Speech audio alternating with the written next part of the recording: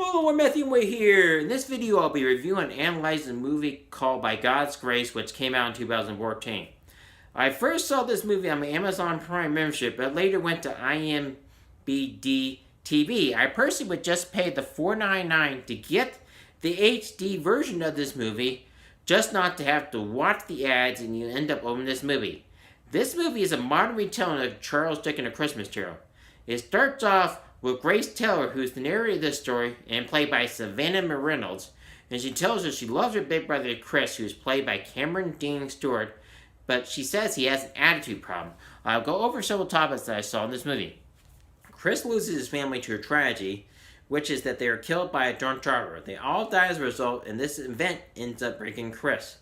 Chris loses his heart, and he believes that all that matters is work. He buries himself into work that he suddenly believes everyone should work on Christmas Eve like Ebenezer Scrooge did. Chris is having his employees work late when they should be off or get off early if they are not off. Chris tells Bill, last time that I checked, Christmas Eve is not a holiday. Grace tells us that Chris thinks he has life figured out, but he has a lot to learn, and she has great plans for him.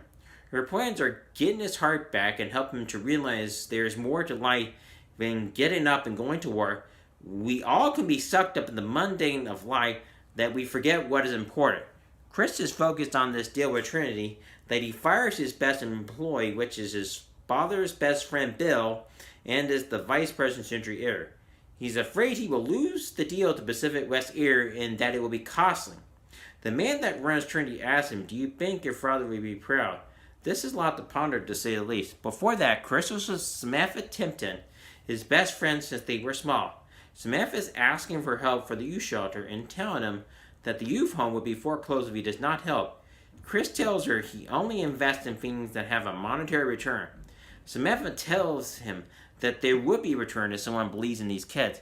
Grace as Jacob Marley goes to Christmas past, Christmas present, and Christmas future wrapped up in one. There's also dramatic irony with Grace's name. She ends up being Grace to Chris in this story. If you want to know, dramatic irony is a very good way to tell a story. She tells Chris that he has several chances to get it right, but he always finds a way to do it wrong. She tells him, I'm here to save you. As we all know, Chris claims he doesn't need to be saved. She tells him, you're wrong, but you do. This story uses the same storytelling style as Christmas Carol. They time travel back to the past when he was a kid. It takes us to Chris' past and shows us with his best friend Samantha Tepper, and shows before the tragedy of his family being killed by a drunk driver. He was a pretty good person. There are breaking points in our life that do determine what defines us. I will give you an example. I went for a horrible accident where I was T-boned in 2005 and carried guilt because my brother was inches away from being killed. And like Chris, it broke me and I felt broken. I am sure there are those of you out there who would say I should let it go. It is not that easy. Physical pain is a lot easier to heal from than emotional or spiritual pain.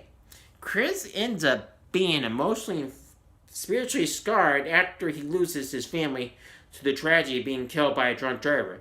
I can empathize with Chris as I've been there myself.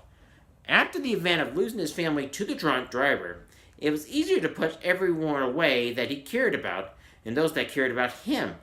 He pushes Samantha, Diane, and anyone else he can out of his life. He would claim he was protecting himself from getting hurt. He thought he should have been in the car with his family. Grace tells him there's nothing you could have done. It was God's plan. He tells Grace, to ruin his life? What loving God would do something this horrible of having his family getting killed by a drunk driver? We go back to the present and see everything that happens. Chris sees that he hurt Samantha Tipton, his best friend since childhood. The youth shelter is not doing well as foreclosure looms around the corner. The kids could be on the street. We go to the future. Everything bad that could have happened has happened. The youth shelter is closed and everyone is having to scrape by with jobs they can find. One of the kids ends up with a foster dad that is abusive. One of the kids gets the other kid out of the situation, the abusive father, and they end up on the street. Chris tells us this never should have happened. Grace tells us, and him, it's like what Mom said, our actions have consequences, whether intentional or accidental. I will now go back to John Eldridge, who I mentioned in one of my reviews in Who Framed Roger Rabbit. What happened to Chris is that he got wounded and this won't end up destroying and defining his life. We all have events in our lives that can define us or not. It is up to us to decide what to do with it. Easier said than done. I believe with God's help we can. Do you think Chris redeems or not? Does Grace end up saving him? Does Chris end up with Samantha, his best friend since childhood? Does the youth shelter get saved or not? These are questions that I will leave you with. I give this movie a 9 out of 10. I thought it was well done, and I can tell you this from a personal level. I can relate to Chris and his pain. I also like that it uses the same storytelling style of Christmas Carol and shows how pain can break us to how we decide to let it define our lives. If you enjoyed this video, please like and subscribe to my channel. Please hit the notification bell to be notified of any future videos that come on the channel. Please let me know what books, movies, and TV shows you'd like me to review next in the comment section below. Please share this video with your friends and family so my channel can grow. Thank you and have a wonderful day.